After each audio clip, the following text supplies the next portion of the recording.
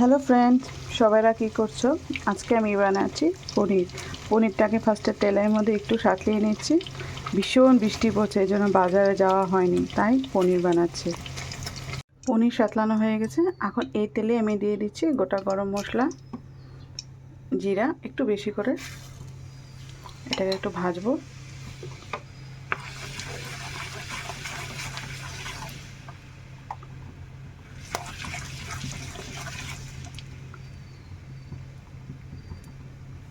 দুই তিন কোয়া রসুন, এটা একটু ভাজবো।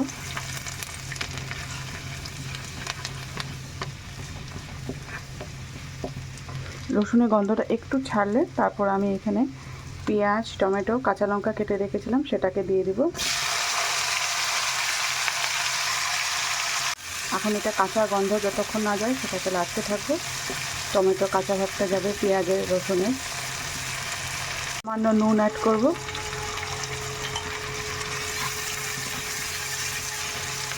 এখন স্টিমটা কম করে রেখে দিব। হলুদ অ্যাড করে দিয়েছি।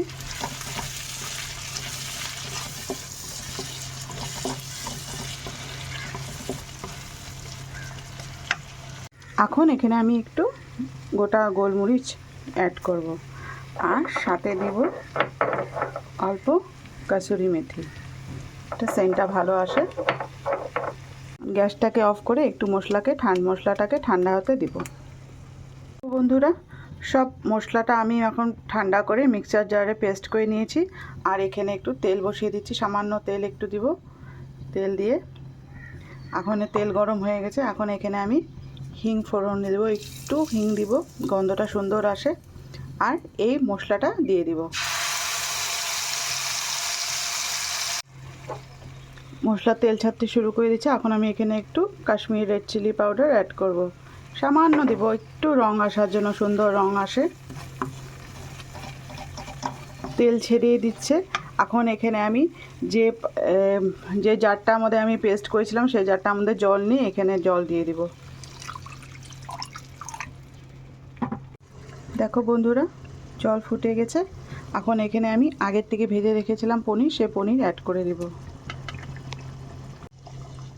পনির অ্যাড করে দিয়েছি। এখন এটাকে আমি ভালো মতন ফুটতে দেব। একটু স্টিমটা কম করে রেখেছি যাতে পনিরের মধ্যে সব মশলা ঢুকে যাক, না হলে খেতে ভালো লাগে না।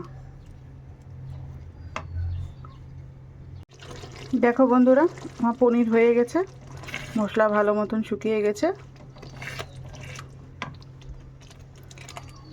ভিডিওটা ভালো লাগলে লাইক, কমেন্ট আর সাবস্ক্রাইব করে দেবেন প্লিজ।